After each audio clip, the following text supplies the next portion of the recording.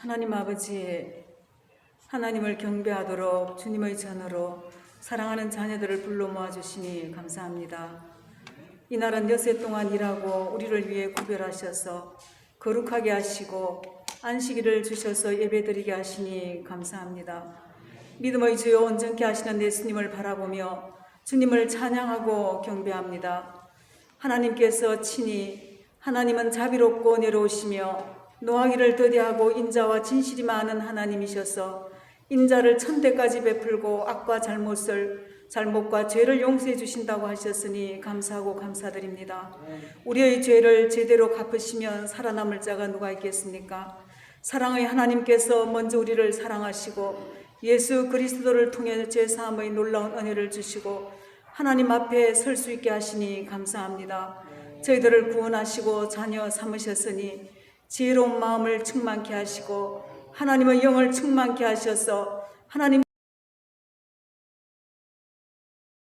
자에게 은혜를 베풀고 긍휼히 여길 자에게 긍휼을 베풀어 주신다고 하셨는데 우리가 다 하나님의 은혜를 받고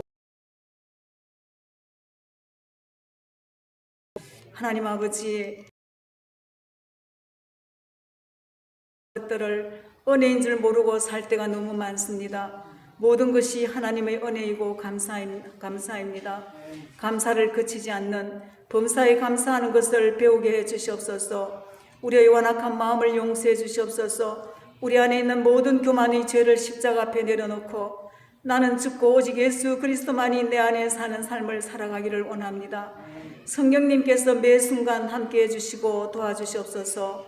하나님 아버지, 이 땅을 다스려 주시기를 원합니다. 팬데믹으로 인한 세계 각국의 경제적인 문제, 무역의 문제, 정치적인 갈등, 이 모든 문제들이 하나님 안에서 해결되게 해주시옵소서. 우리나라를 다스려 주시옵소서. 대선을 앞두고 여러 가지 사안들이 무엇이 진실인지 혼란에 빠뜨리고 있습니다. 하나님께서 이 나라를 세우시고 지금까지 인도하셨는데 하나님의 마음에 합한 지도자들이 많이 나오기를 기도합니다. 정부에서는 방법을 계획하고 있습니다. 이 모든 남북 문제도 하나님께서 함께 하셔서 복음으로 38선이 무너지기를 간절히 기도합니다. 세계에서 복음 전하시는 선교사님들에게 함께 해주시기를 원합니다. 코로나로 인해 복음 전하는 것도 어려운 가운데 있습니다. 복음 전도를 방해하는 모든 악하고 어두운 영들을 묶으셔서 구원받을 백성들을 모두 구원해 주시기를 원합니다. 가정을 지키시고 모든 위험에서 보호해 주시옵소서. 하나님 아버지, 교회 지체들이 여러 가지 문제들을 가지고 하나님 앞에 간절히 간구합니다. 질병의 문제와 경제적인 문제, 건강의 문제, 인간관계의 문제들이 있습니다. 예배를 통하여 하나님께서 질병을 치료하시고 모든 문제들이 해결되기를 원합니다. 교회 주일학교에도 함께해 주시옵소서. 아이들이 많이 모이지 못한다 할지라도 예배에 나오는 아이들이 말씀 안에서 잘 자라 평생 하나님을 떠나지 아니하고 큰 일꾼들로 자라나기를 원합니다. 전도사님과 간사님과 부장과 교사들에게 은혜를 베풀어 주셔서 가르치는 사역을 잘 감당할 수 있기를 원합니다. 지금도 타지에서 이렇게 생활하는 우리 지체들이 많이 있습니다. 그들에게도 하나님께서 동일한 은혜를 내려주시기를 원합니다. 이 시간 목사님에게 함께 하시고 우리에게 주시는 말씀을 잘 받고 마음에 새기며 삶 가운데 살아있는 말씀이 되도록 역사해 주시옵소서. 예수 그리스도의 이름으로 기도합니다. 아멘.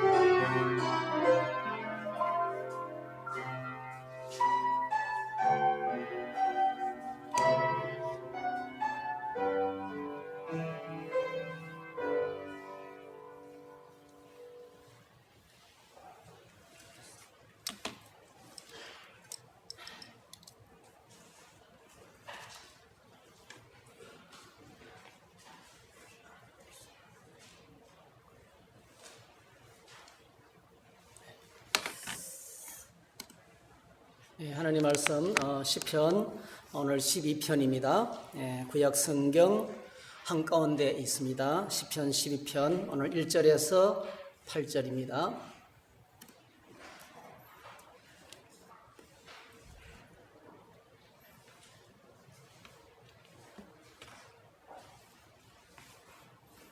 네, 시편 12편 1절에서 8절입니다. 같이 읽으시겠습니다.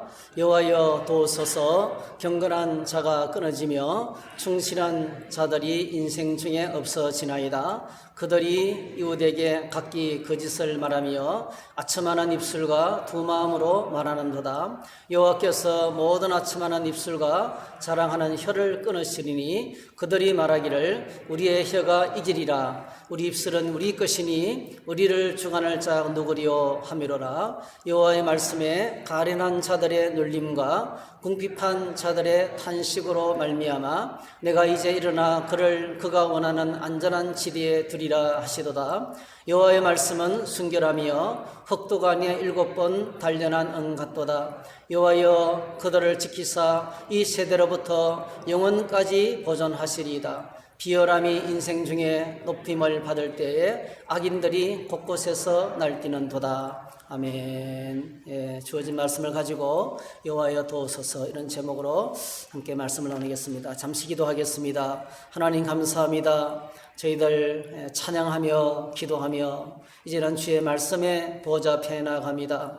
하나님 우리에게 거룩한 성경을 주셨는데 이 말씀을 주신 하나님이 지금도 살아계시고 보혜사 성령을 통해서 우리에게 여전히 감동해 주시고 우리의 삶의 모든 문제에 대답해 주시고 우리로 하여금 하나님께로 이끄시는 줄로 믿습니다. 주님 오늘도 눈을 열어주시옵소서. 우리의 마음을 열어주시옵소서. 말씀을 방해하는 모든 악한 세력들을 성령께서 결박해 주시기 원합니다. 전심으로 하나님을 찾고 구하는 이 시간 되도록 하나님께서 도와주시옵소서. 예수님의 이름으로 기도하옵나이다. 아멘. 여러분 잘 아시는 이솝, 우화 작가인 이솝은 기원전 6세기 사람입니다. 기원전 6세기경에 시모스에서 철학자 쿠잔토스라는 사람의 노예로 있었다고 합니다. 얼마나 똑똑하고 총명한지 쿠잔토스가 종종 이솝에게 이런저런 이야기를 많이 물었다 그래요. 특별히 이제 이 주인이 너무 사랑하는 이 이솝을 앞에 놓고 이런 질문을 던졌대요.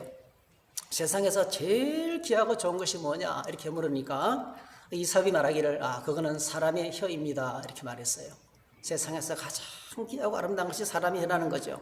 왜냐하면 진리와 이성을 표현할 수 있는 기관이기 때문이라는 그런 설명을 덧붙였습니다. 그리고 주인이 다시 물었습니다. 세상에서 제일 나쁜 것은 무엇이라고 생각하느냐 이렇게 하니까 이솝은 대답하기를 역시 또 사람의 혀라고 대답했습니다. 이유를 묻자 이렇게 말했어요. 남을 중상하고 모락하는 도구로 이용될 수 있는 기관이 사람의 혀이기 때문에 그렇다 이런 말을 했다고 합니다. 참 우리가 갖고 있는 이 언어는 우리 마음을 표현하는 통로고 하나님을 찬양하고 진리를 선포하고 그리고 사람을 세우고 또 만약에 언어가 없다면 이 세상이 어떻게 됐을까를 생각하면 엄청난 무질서가 찾아봤겠죠. 언어가 주는 순기능과 그가 주는 창조적이고 긍정적인 기능이 얼마나 많은지 모릅니다. 그런데 하나님께서 이 말씀으로 이 아름다운 세상을 만드시고 언젠가 신문에서 제가 봤는데요. 지금 우리가 우리 앞에 펼쳐지는 이 자연도 가을이란 자연이 참 멋있잖아요. 굉장히 아름답습니다. 하늘 떠 있는 구름들 그리고 이제 단풍이 물드는 이 산하를 보면 정말 아름답죠. 여러분 가을에 코로나가 있지만은 이렇게 여러 사람은 못 가더라도 단풍놀이도 하시고 그런 자연 속에서 시간을 보내는 시간을 가졌으면 좋겠어요. 신문에 보니까 토성의 꼬리를 찍었는데요. 그런 색깔을 인위적으로는 표현이 불가능해요. 너무 아름다운 거예요. 토성의 꼬리가. 하나님이 지으신 세계가 얼마나 아름다운지 모르겠습니다. 여러분 하나님께서 하와를 만드시고 아담을 만나게 하셨을 때 그 첫 단어가 너무 아름다운 말이죠. 내 뼈 중에 뼈요 살 중에 살이로다. 나만큼이나 소중한 존재라는 거죠. 얼마나 아름다운 말이에요. 인류의 첫 인류가 만나면서 첫 번째 하는 고백이 뼈 중에 뼈요, 살 중에 살입니다. 저희들이 만날 때 당신은 정말 나에게 너무 소중한 분입니다. 이렇게 이런 고백을 한다면 그런 사람들이 모여 사는 공동체, 가정, 그죠? 직장, 일터는 천국이 될 것입니다. 이런 이 아름다운 말을 했죠.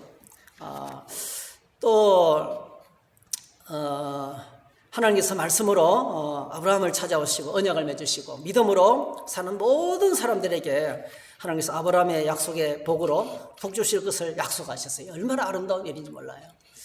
목회 사역은 영적인 사역은요 이런 말로 거의 다 이루어집니다. 영적인 사역은 거의 다가 말로 이루어집니다. 기도도 말이죠, 그죠? 찬양도 말이죠. 말씀 전하는 것도 말로 하죠. 근데요 때때로 말 때문에 행복할 수도 있지만은요 말 때문에 죽을 지경이 될 때도 있어요. 이 말이 주는 순기능과 역경이 한꺼번에 있는 거예요. 근데 이섭의 말대로 마리는 무서울 정도로 악한 면이 있습니다. 오늘 시편 고백과 같이 하나님을 무시하고 자기 마음대로 하는 말은요 가장 깊은 상처를 줄 수 있는 무서운 무기가 되는 거죠. 야고보 사도가 이것을 우리에게 경고했습니다. 야고보 3장 6절에 보니까 혀는 곧 불이요 불의의 색이라. 혀는 우리 지체 중에서 온몸을 더럽히고 삶의 소리바퀴를 불살하니 그 사르는 것이 지옥불에서 나느니라. 여러 종류의 짐승과 새와 벌레와 바다의 생물은 다 사람이 길들일 수 있고 길들여 왔거니와 혀는 능히 길들일 사람이 없나니 쉬지 아니하는 악이요 죽이는 독이 가득한 것이라. 이것으로 우리가 주 아버지를 찬송하고 또 이것으로 하나님의 형상대로 지음받은 사람을 저주하나니 한 입에서 찬송과 저주가 나오는도다. 내 형제들아 이것이 마땅치 아니하니라. 이섭의 말이 딱 맞는 것 같아요. 그죠? 혀는 불의 색이다. 이 말 한마디로 생애 전체가 망칠 수 있다. 온 생애를 불태워낼 수 있다. 그리고 혀는 길들이기가 참 어렵다. 어느 생활에 길들이기가 너무 어렵다는 거예요. 정말 그런 것 같습니다. 굉장한 인내가 필요하고 말을 절제하고 아껴서 하고 또 지혜롭게 하기가 얼마나 힘든지 정말 많은 훈련이 생각 없이 말하면 꼭 반드시 실수하게 돼 있어요. 말을 많이 하다 보면 반드시 실수를 하게 돼 있어요. 또 9절에 보니까 찬송하고 저주하고 찬송하고 저주하고 이렇게 고백을 했습니다. 오늘 시편 우리가 읽은 시편 12편은 말 때문에 생기는 고통을 하나님께 대해서 부르짖는 겁니다. 전반부는 부르짖는 탄식의 기도입니다. 1절부터 4절까지는 그리고 5절부터 8절까지는 하나님의 응답을 이렇게 기록하고 있어요. 아주 심플합니다. 전반부는 기도, 후반부는 하나님의 응답 이렇게 기록을 하고 있습니다. 사실 이 시편 우리가 읽은 시편에서 말이 주는 상처가 얼마나 큰지를 이제 아주 잘 드러내고 있어요. 사실은 철천지 원수로부터요 죽으라는 소리 들으면 별로 상처가 안 돼요. 왜냐하면 이미 마음을 먹고 있어요. 악한 말이 나올 거라고 대비하기 뜨고 있기 때문에 큰 상처를 안 받아요. 근데 가까운 사람들, 가까운 오늘 본문의 2절의 이웃, 가까운 이웃으로부터 믿음의 한 공동체 안에서 거짓말을 하고 아첨하는 말을 하고 진실되지 못한 사람을 하면서 사람들의 인격을 흔들어 놓을 때 큰 상처로 다가옵니다. 가까운 사람에게 오는 그 작은 말의 실수들이 큰 상처로 다가오는 것을 보게 됩니다. 제일 먼저 시인은 하나님께 탄식해서 부르짖고 있습니다. 하나님 도와주세요. 이렇게 오늘 본문은 시인들에게요 시인의 고통은 원수들에게 듣는 악한 말이 아니고 가까운 사람으로부터 듣는 그런 좋지 못한 말로 인해서 고통을 하나님께 호소하고 있습니다. 여호와여 도우소서. 경건한 자가 끊어지며 충실한 자들이 인생 중에 경건한 자, 충실한 자들은요 믿음의 사람들을 일컫는 말이에요. 믿음의 공동체 안에서 일어나는 일이에요.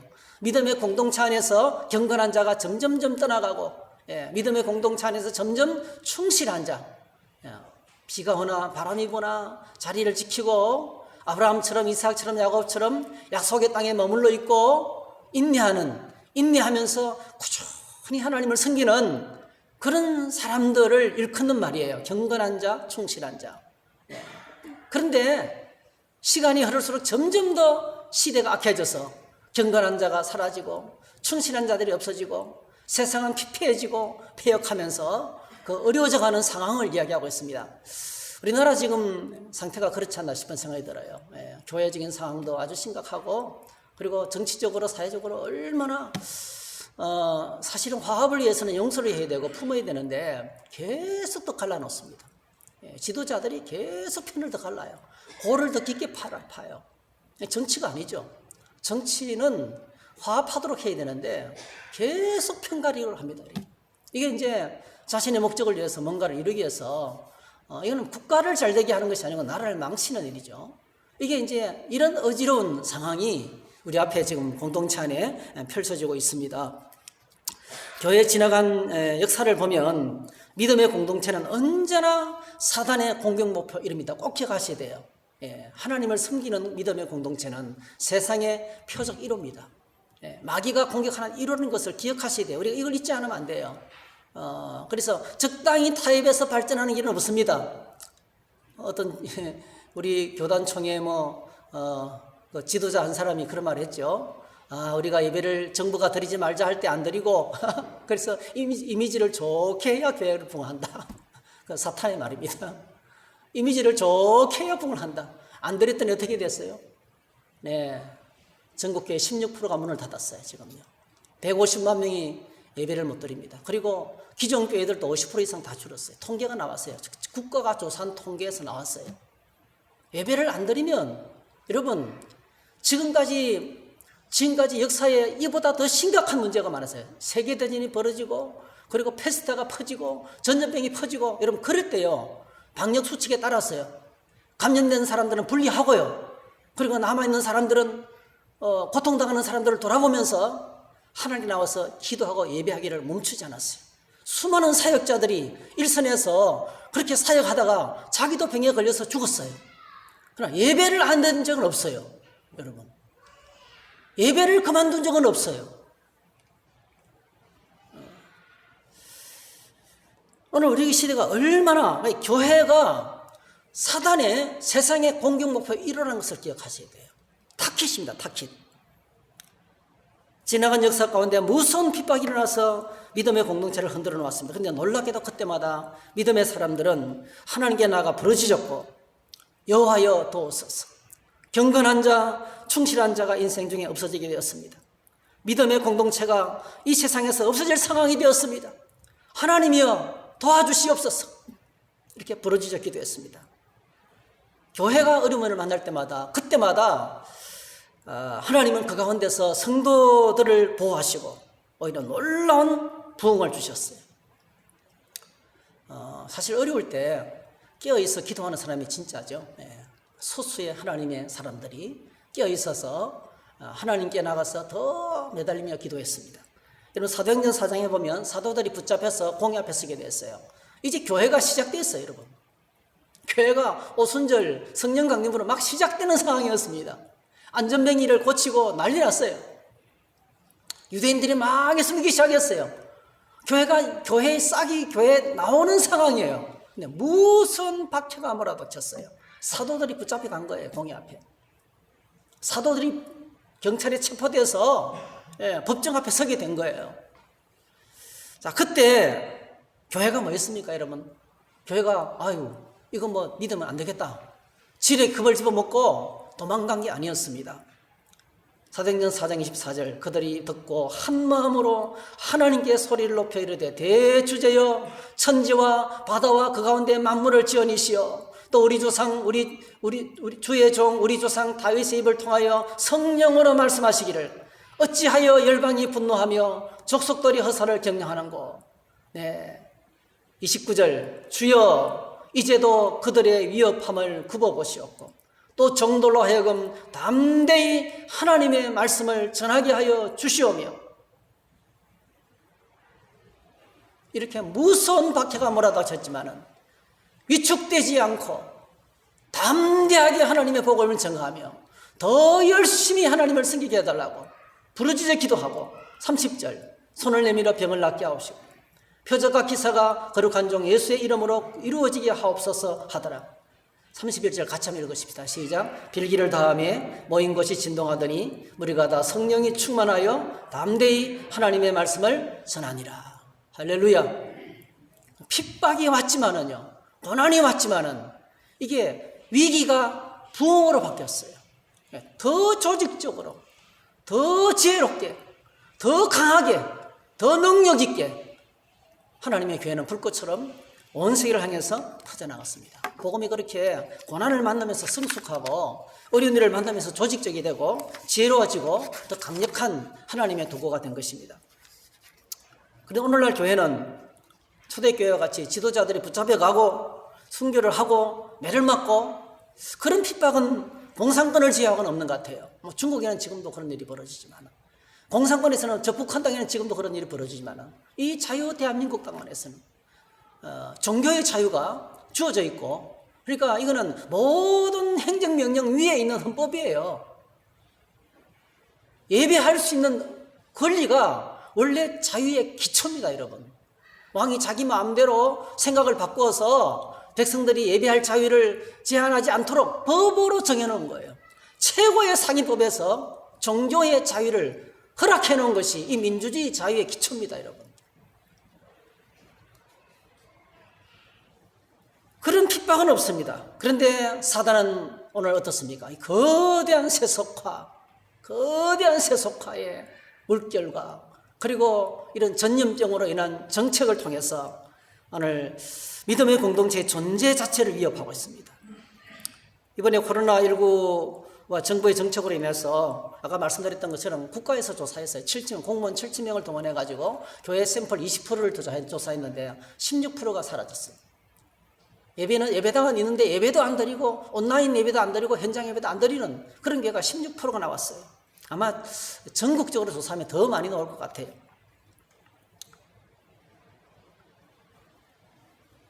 그리고 오늘 교회는요, 언론과 이런 매체들을 통해서 그 말로 인한 상처가 엄청납니다. 교회를 폐쇄된 어떤 젊은 목사님이 유튜브에 글을 올려서 인터뷰한 내용들을 읽었습니다. 여러분 유튜브에 노승현 기자인가? 네, 노승현 기자는 저희 노회 목사님이세요. 저희 노회 목사님. 기독신보 기자예요. 저에게도 오시고 뭐 이렇게 하셨는데, 그분은 이제 이렇게 교회를 회복하기 위해서 여러 가지로 개를 많이 쓰고 계시는데, 그분이 올린 그 자료를 보니까, 정말 심각한, 코로나 오기 전까지는 잘 모이고 예배가 잘 됐는데, 이제 뭐 폐쇄를 당한 게 교회를, 교인 중에서 감염된 사람이 하나도 안 나오는데 강제 폐쇄를 당했더라고요. 무슨 뭐 주변에서 뭐 민원을 돕고 했는지 어쨌든 간에요. 그런 일들이 있어요. 그래서 이 말 때문에 벌어지는 상처가 오늘 교회 안에 엄청납니다. 믿지 않는 불신자들에게 듣는 조롱과 비웃음과 멸시는 사실은 어느 정도 참을 수 있지만은 한 공동체 안에서 판단하고 비난하고 비판하고 사랑 없는 말을 하는 이런 것들은 굉장히 더 큰 아픔으로 우리에게 다가올 수 있게 되는 것을 보게 됩니다. 이런 상황 속에서 우리가 할 수 있는 것이 뭐겠습니까? 오늘 시인이 이렇게 고백합니다. 그 말만 들어도 우리 그 탄식이 느껴져요. 한번 따라하실까? 여호와여 도우소서. 하나님 도와주십시오. 누구를 원망할 필요가 없어요, 사실은요.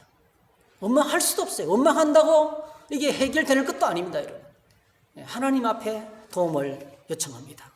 공동체 안에 껴있는 소수들, 늘 껴있는 사람이 있습니다.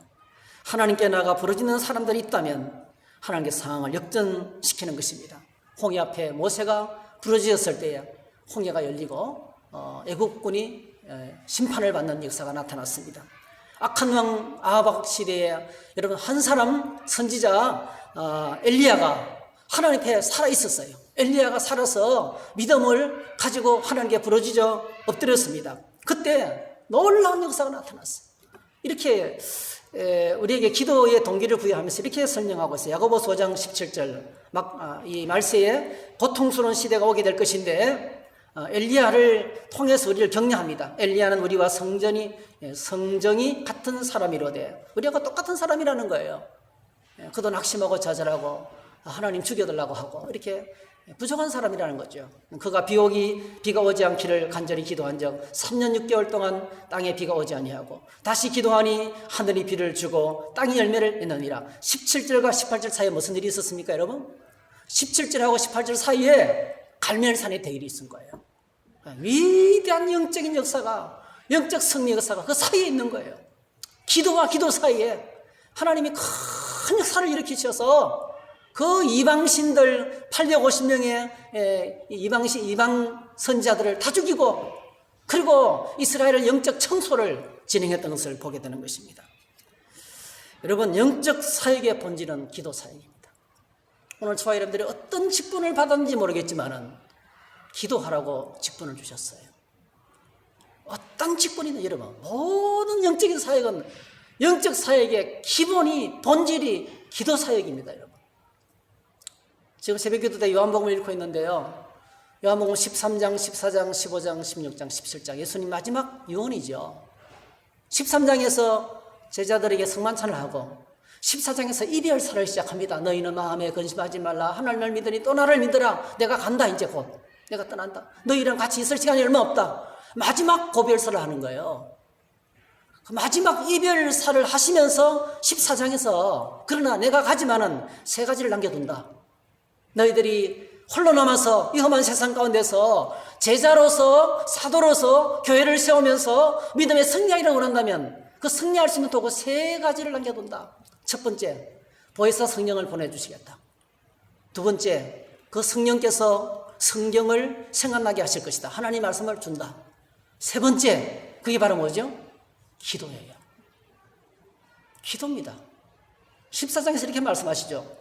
요한복음 14장 13절 14절 너희가 내 이름으로 무엇을 구하든지 내가 행하리니 이는 아버지로 하여금 아들로 말미암아 영광을 받으시게 하려 함이라. 내 이름으로 무엇이든지 내게 구하면 내가 행하리라. 할렐루야. 기도. 여러분, 요한복음 14장에서 딱 세 가지입니다. 보혜사 성령님, 하나님 말씀, 기도입니다. 놀랍게도 성령께서요, 성경을 통해서 우리로 기도의 보좌로 이끌어요. 할렐루야. 이거 하나입니다, 하나. 성령께서 말씀을 통해서 기도의 보좌로 이끄는 거예요. 우리가 하나님 말씀 듣는 이유가 기도의 보좌로 나가기 위한 거예요. 여러분, 한 번 더 따라 하십니다. 영적 사역의 본질은 기도 사역이다.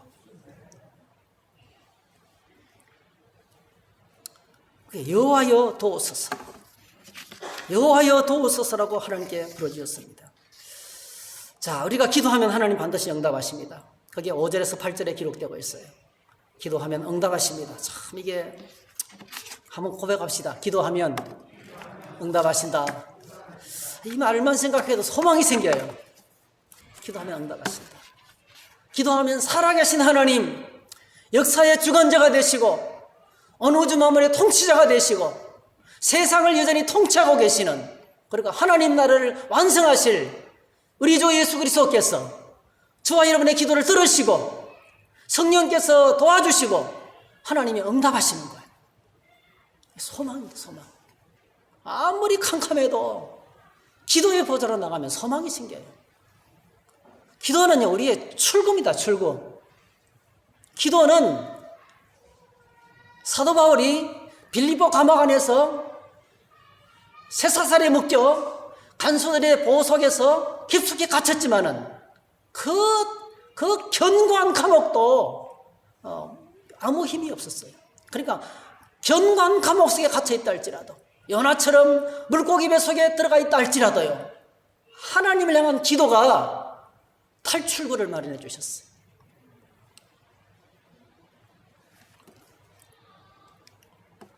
오늘 시편에서 이렇게 응답합니다. 여호와의 말씀에 가련한 자들의 눌림과 궁핍한 자들의 탄식으로 말미암아 내가 이제 일어나 그를 그가 원하는 안전한 지대에 두리라 하시도다 했어요. 여러분, 기도하면 하나님이 응답하시기 시작하는데요. 어떻게 응답하십니까? 여호와의 말씀에 이렇게 응답하시는 거죠. 여호와의 말씀에.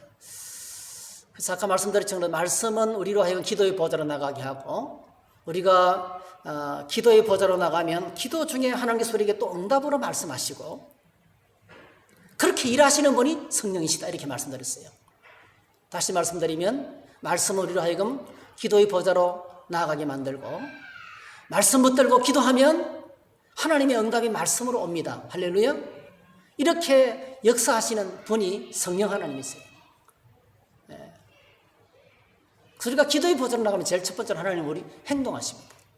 기도의 보좌로 나가면 하나님 행동하십니다. 어떻게 행동하십니까? 먼저 들으십니다. 그 기도의 보좌로 나가서 일단은 우리가 해야 될 일이 내 상황을 먼저 말씀드리는 거예요. 하나님, 코로나로 인해서 온 백성이 고통을 당하고 있습니다. 정치적으로도 정치꾼들에 의해서 나라가 거짓말로 가득 차 있습니다. 그리고 말로 인한 상처가 가득합니다. 이 땅에. 편가르기로 갈아져서 막 상대방을 원수처럼 생각해요. 원수처럼 공격합니다. 내 편이 아니면 인간 취급도 안 해요. 얼마나 이 세상에 지금 살벌한 데 있는지 몰라요. 이런 상황들을 말씀드려요. 하나님, 경제적으로 압박을 당하고 있습니다. 몸이 아픕니다. 걱정입니다. 상황을 말씀드리는 거예요. 저는 기도는 내 형편을 주님께 말씀드리는 겁니다. 하나님, 내 마음에 이런 마음이 자꾸 찾아옵니다. 왜 이렇게 분노가 생기는지 모르겠어요. 상황을 말씀드리는 거예요. 그러면 어떻습니까? 하나님께서 들으시는 거죠. 오늘 본문에 보니까 여호와여 가련한 자들의 궁핍과 가련한 자들의 눌림과 궁핍한 자들의 탄식 하나님이 다 들으시는 겁니다. 들으시고 보시고 알고 계시는 겁니다. 여러분, 하나님 이 땅에 일어나는 일들을 하나도 놓치지 않습니다. 시편 139편에 여호와여 주께서 나를 살펴보셨으므로 나를 아시나이다. 주께서 내가 안고 일었음을 아시고 멀리서도 나의 생각을 밝히 아시오며 나의 모든 길과 내가 눕는 것을 살펴보셨으므로 나의 모든 행위를 익히 아시오니 여호와여 내 혀의 말을 알지 못하시는 것이 하나도 없으십니다. 계속 읽으면 하나님은 내 형질을 창조하시고 하나님 내 뼈도 알고 하나님 구석구석 나를 아시고 성경에 보니까 하나님은 우리 머리카락까지 다 헤아리고 계시고 나에 대해서 모르시는 것이 하나도 없다는 거예요. 우리에 대해서 모르시는 것이 하나도 없다는 거예요. 그분은 모든 악인들의 말을 다 들으십니다. 어떻게 들으십니까? 누가복음 12장에 보니까 골방에서 귀에 대고 어두운 골방에서 귓속말로 짓거린 것까지 그 악한 모의까지 하나님은 전부 다 현장에서 듣고 계신다는 거예요. 그래서 여러분, 현재하시는 하나님은 우리를 심판하실 때 정인이 필요하지 않습니다. 직접 들으셨어요. 직접 보셨어요. 전부 다 보고 듣고 계신다는 겁니다. 하나님 특별히 눌리고 탄식하는 사람들의 소리를 다 듣고 계십니다. 그리고 행동합니다. 한번 따라합시다. 내가 이제 일어나. 하나님이 우리의 기도를 들으시고 자리에서 일어나신대요. 하나님이 일어나시는 것은 행동하시는 거예요. 하나님이 일어나시는 것은요, 전투를 하기 위한 것입니다. 여러분. 보통 앉아 계세요. 하나님은 좌정하셔서 통치하고 계십니다. 하나님은 앉으셔서 다스리시고 일어나셔서 전쟁하시는 거예요. 내가 이제 일어나 그를 안전한 지대로 옮기겠다 이렇게 말씀합니다. 안전한 지대로 옮기시고 보호하시겠다는 것입니다. 이게 이제 우리 기도에 하나님이 일하시는 것입니다. 여러분, 우리가 기도할 때 아무 일도 안 일어나는 것 보이죠? 그렇지 않습니다. 엄청난 일들이 일어납니다. 하나님이 다 들으십니다. 할렐루야. 하나님이 들으시고 하나님이 다 알고 계시고 그리고 일어나셔서 우리를 안전한 지대로 옮기실 일을 하는 겁니다. 두 번째로 우리가 기도하면 하나님께서 약속을 보장하십니다. 기도 가운데 약속해 주십니다. 6절에 보니까 이렇게 말씀하시죠. 여호와의 말씀은 순결하며 흑도가니에 7번 단련한 은같도다. 여러분, 사람들의 말은 왜 우리가 믿지 못합니까? 사람들은 말할 때 그 속에 100% 순수하지 않습니다. 절대로 순수하지 않습니다. 불편한 마음을 감추고 편안하게 말하지만 사실은 안 평안해요. 좋은 동기로 말하는 것처럼 보이지만 그 속에 자기 애가 있어요. 사람은 절대로 언어가 순수할 수가 없어요. 우리는 죄인이기 때문에. 우리가 하나님 앞에 깨끗한 의인은 성경은 말하기를 하나님 앞에서는 누더기라 그랬어요. 아무리 깨끗하다 할지라도 주님께 가면 누더기같이 더러운 옷이라는 겁니다. 그런데 오늘 하나님 말씀은 순결하다. 하나님의 말씀은 흙다구니에 도가니에 7번 단련한 은 같다. 이게 무슨 뜻입니까, 여러분? 하나님의 말씀은 100% 정직하고 진실하고 말씀하신 그대로 이루시는 영원불변의 말씀이라는 거예요. 하나님은 절대로 말을 바꾸지 않는다는 겁니다. 이 말은요, 기도 가운데 하나님이 하시는 응답은 반드시 이루어지는 약속을 보장한다는 것입니다. 우리가 하나님의 말씀을 신뢰할 수 있는 것은 그 하나님의 말씀은 순결하고 정결하고 100% 진실이기 때문에, 진리의 말씀이기 때문에 하나님 말씀을 신뢰할 수 있는 것입니다. 그래서 오늘 시인은 고통 중에 하나님께 나가면서 확신을 가지게 되었습니다. 확신. 내가 기도하면 하나님이 응답하신다는 확신으로 가득 차오는 거예요. 여러분, 그래서 고통스러운 시대에 하나님의 사람들은 기도 가운데 버티는 겁니다. 지금 우리 개척교회 전도 사역자들을 길러내는 사역을 하시는 목사님이 계시더라고요. 그분이 봉천동에서 이제 교회를 방배동으로 옮겼어요. 바로 옆에 옮겼어요. 근데 옮기는데 교인들 60%가 떨어지더래요. 이웃동으로 옮기는데 교인들 60%가 떨어지더래요. 연세가 지금 거의 뭐 은퇴하실 나이가 67세쯤 정도 되신 것 같아요. 연세가 많으셔요. 근데 인터뷰를 보니까, 그리고 이제 코로나로 인해 가지고 이제 어려움을 만나니까 뭐 월세가 뭐 100몇십만 원 나가야 되고 상가교회인데 뭐 교인들이 한 15%밖에 나오지 않고, 이제 그리고 뭐 재정적인 압박은 시달리고, 계속해서 개척교회 사역자는 계속 세워 나가야 되고, 일은 할 거이 많이 있는데 비용은 많이 드는데 힘든 거예요. 그래서 어떻게 버티느냐고 이렇게 하니 기자가 질문하니까 그러더라고. 매일 철하신대요. 매일 철야. 매일 밤을 샌다는 거예요. 매일 기도한다는 거예요. 그래서 버틴다는 거예요. 절대로 여기서 포기하고 싶지는 않대요. 코로나가 와서 예배를 문 닫고 싶지는 않대요. 근데 그러면서 이제 매일매일 버틸 수 있는 힘을 주시고 또 하나님께서 공급해 주시고 그런 걸 경험하고 있다고 고백을 했습니다. 여러분, 오늘 저희들이 눈을 들어서 보면 주변에 이렇게 기도의 힘으로 견디는 사람들이 있어요. 하나님의 사람들입니다. 하나님의 사람들은 기도의 보좌로 나가면 하나님의 말씀이 100% 하나님의 말씀이, 순결한 말씀이 우리에게 확신을 심어주기 때문에 버틸 수 있고 인내할 수 있는 힘을 주시는 것입니다. 약속의 말씀이 보장하기 때문에 그렇습니다. 그리고 우리가 기도의 보좌로 나가면 하나님은 영원한 안정과 평화를 우리에게 보장해 주십니다. 7절입니다. 7절. 여호와여 그들을 지키사 이 세대로부터 영원까지 보존하시리라. 영원 보존. 영원 보존. 하나님 그의 백성들을 영원히 보존해 주시기를 원합니다. 그랬습니다. 이것이 기도의 자리에서 경험하게 되는 안정과 평화입니다. 안정과 평화는 연결되어 있어요. 안전해야 평화가 오죠. 안전이 이어받으면 평화가 깨어집니다. 아주 깊은 관계가 있어요. 하나님이 지키시는 겁니다. 하나님이 지키시는 안전이 영원히 그를 보존한다. 이렇게 말씀해 주고 있습니다. 이것은요, 여러분 시편 121편에도 나오지만 이 고백은요, 그냥 고백이 아니에요. 이 고백을 하는 사람이 다윗이잖아요. 다윗이 하루 이틀도 아니고 10년 동안 사울 왕의 군대 추격을 받았잖아요. 이렇게 신하가 온 국가의 정부군을 동원해가지고 10년 동안 추격했어요. 10년 동안 광야에서, 산속에서, 굴속에서 피신 생활하면서, 망명 생활하면서 다윗이 경험했던 거예요.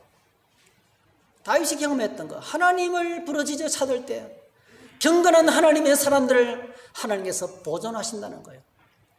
그에게 안전을 허락하시고, 때때로는 원수의 나라 적진 속에서도 그를 지키시고, 때때로 초막 속 사울의 군대들이 막 지나가는데 그냥 풀로 털로 자기 몸을 살짝 가리고 있었는데 그 비밀이 초막 속에서도 하나님께서 그걸 지키시고 날아오는 화살과 창들로부터 지켜주시고 그를 지키시다는 고백이에요. 그래서 그가 이렇게 우리에게 고백을 합니다. 시편 121편의 유명한 고백입니다. 내가 산을 향하여 눈을 들리라. 나의 도움이 어디서 올까? 나의 도움은 천지를 지으신 여호와에게서로다. 여호와께서 너를 실족하지 아니하게 하시며 너를 지키시는 이가 졸지 아니하시리로다. 이스라엘을 지키시는 이는 졸지도 아니하시고 주무시지도 아니하시리로다. 여호와는 너를 지키시는 이시라. 여호와께서 내 오른쪽에서 내 그늘이 되시나니 낮에 해가 너를 상하게 하지 아니하며 밤에 달도 너를 해치지 아니하리로다. 여호와께서 너를 지켜 모든 환난을 면하게 하시며 또 내 영혼을 지키시리로다. 여호와께서 내 출입을 지금부터 영원까지 지키시리로다. 이거는요 물리적으로 진공포장식의 보호가 아닙니다, 여러분. 사울 왕이 그렇게 쫓겨다니고 위기를 만났지만 그때그때마다 하나님께서 보호해 주셨어요. 어떤 분은 그래요. 나는 기도해도 하나님이 안 들으신다 그랬어요. 여러분, 진짜 기도하는 사람은 그런 말을 안 해요. 정말 기도의 세계 속에 들어가면 그런 말이 나올 수가 없어요. 하나님은 응답으로 가득 차신 분이십니다. 기독교는 공갈 종교가 아닙니다. 진실되게, 진지하게, 인내하면서 말씀 붙들고 내 욕심을 내려놓고 기도의 보좌로 나가면 응답을 100% 체험합니다. 누구나 체험할 수 있습니다. 좀 더 수준이 높아야 응답해 주시고 좀 더 저 밑에 낮은 그런 게 없습니다, 여러분. 그냥 부르짖음을 들으시는 분이 있어요. 정말 기도하면 응답을 경험하게 됩니다, 여러분. 말씀을 정리하겠습니다. 여러분, 때때로 위기가 우리에게 큰 역사가 될 수 있는, 여러분, 세계 역사 가운데서 가장 많은 사람이 죽었던 비극이 있죠. 그게 2차 세계대전입니다. 2차 세계대전이 인류 살상에서 제일 큰 살상이었어요. 근데 2차 세계대전이 어떻게 마치게 됐냐면요. 여러분, 독일군이 이제 독일군이 강력한 것이 전차군단이 강했어요. 그리고 또, 공군력이 탁월했어요. 독일의 공군력과 전차군단은 대단했어요. 근데 뭐가 약하냐면 약간 해상이 조금, 그러니까, 이 해상 세력, 해상전에서 좀 약했습니다. 영국과 해상전에서 늘 졌거든요. 근데 프랑스가 이제, 프랑스는요, 5만 보병을 가진 그 지역에서 가장 강력한 나라였어요. 근데 독일군이 쳐들어왔어요. 근데 프랑스가 공격을 하지 않고 전쟁 지연 작전을 했습니다. 초기에 공격했으면 박살내버렸을 건데 저거 하다가 지친다. 그래서 후퇴를 하면서 지연 작전을 했어요. 프랑스가 2차 세계대전 때 패배했던 제일 큰 원인이 공격하지 않고 지연했던 거예요. 그래가지고 나중에는 어떻게 됩니까? 이 프랑스군이 너무너무 위기를 만나니까 영국군이 도우러 갔어요. 영국군 29만 명이요. 29만 대군이 도우러 갔는데 이 사막의 여우 롬메리에서요 완전히 포위된 거예요. 그 유명한 이름은 덩케르트인가요? 덩케르트. 예. 덩케르트 해안으로 완전히 홍해 앞에 지어요. 홍해 앞에 있는 백성들 같아요. 그때요, 여러분, 히틀러가 야, 공격 퍼부어, 대포 쏘아. 그러면 29만 명이 전멸하는 거예요. 근데 이 히틀러가 여유가 생긴 거예요. 저거 이제 도관에 던지다. 갈 데 없어. 히틀러가 여유를 부렸어요, 여유를.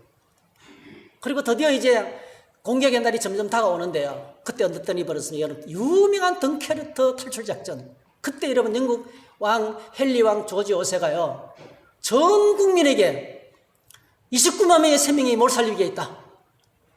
도울 이는 하나님밖에 없다. 그러면서 기도의 날을 선포하고 전 국민이 기도하면서 탈출작전을 했는데요.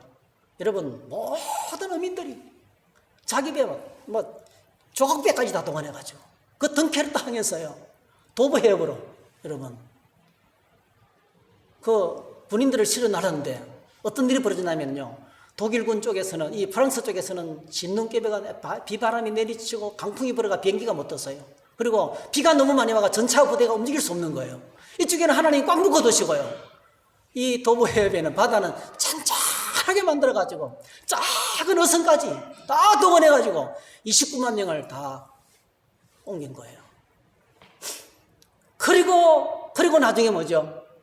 노르망디 상륙작전을 통해서 2차 세계대전이 끝나는 거예요. 이게. 대승리를 거두는 거예요. 그럼 이 엄청난 세계적인 승리 가운데 뭐가 있었어요? 전 국민이 부르짖어 기도하면서 그 기도에 하나님이 응답하셨어요. 바닷물은 잔잔하게, 육지는 비바람이 불고 난리가 났어요. 이쪽은 퍼붓고 이쪽은 잔잔하게 하신 거예요. 작은 어선들까지 다 동원해가지고 그 29만 명을 성공적으로, 여러분 영화가 있어요. 덩케르트 대탈출이라는 영화가 있어요. 그래서 많은 학자들이 2차 세계대전의 결정적인 승리는 덩케르트 대탈출이다. 그 위기가 승리의 원인이었다는 것입니다. 사랑하는 성도 여러분, 오늘 저희들은 위기 앞에 있습니다. 우리의 삶과 정치와 경제와 사회 전반부가, 여러분 나라가 잘못되면 우리 개인의 행복은 꿈도 못 꿉니다. 우리는 자꾸 내 자신만 챙기는데요, 국가가 더 앞서야 돼요. 국가 공동체가 무너지면 가정은 설 데가 없습니다.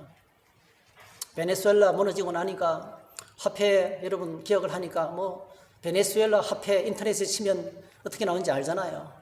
그냥 휴지 조각이에요, 휴지 조각. 네. 국가가 무너지고 나니까 백성들이 막 수백만 명이 다 탈출하고, 똑똑한 사람은 다 탈출하고, 나머지는 나와서 그냥 저절로 다이어트. 예. 몸무게 80인 사람이 1년 만에 20kg 저절로 감량된대. 그런 나라에서 비참하게 지금 살아가고 있어요. 오늘 맨 마지막 절이 우리에게 주는 의미가 이거죠. 비열함이 인생 중에 높임을 받는 때 악인들이 곳곳에서 날뛰는 상황입니다. 이것이 우리가 처해 있는 세상의 상황입니다. 이런 상황에서 하나님 우리에게 도전합니다. 여호와여 도우소서. 여호와여 도우소서. 진정한 교회가 해야 될 일, 이 위기를 만났을 때 교회가 해야 될 일은 기도의 자리로 나가는 것입니다. 오늘 저희들이 기도의 자리로 나가면 하나님께서 일하실 줄 믿습니다. 안정과 평안은 하나님이 주시는 것입니다. 약속을 보장하시는 것은 하나님이십니다. 기도의 자리로 나가는 것이 우리의 본분입니다. 하나님 내게 주신 직분이 있다면 그 직분, 기도하라고 주신 직분입니다. 이제 저희들이 교회가 연말을 맞이해서 11월 이제 다음 주 월요일부터네요. 네, 단일 기도회가 시작됩니다. 이번에는 좀 집중을 했으면 좋겠어요. 네. 집중을 했으면 좋겠습니다. 우리 본당에서 할 거예요. 넓은 자리에서. 본당에서 단일 기도를 진행할 겁니다. 숫자가 작게 나오면 지하로 옮길 거예요. 그러나 여러분 좀 여기서 했으면 좋겠어요. 넓은 장소에서 마음을 모아서 정말 국가를 위해서.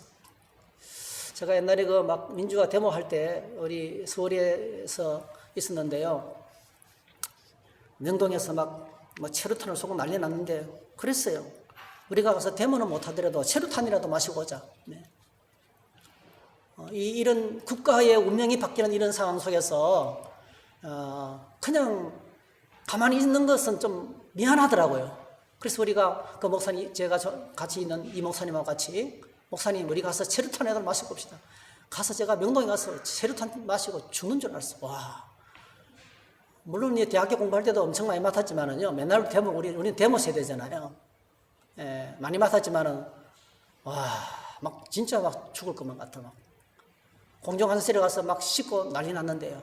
지내놓고 나니까요, 그때는 뭘 몰랐어요, 저희들이. 뭔가 옳은지도 몰랐어요.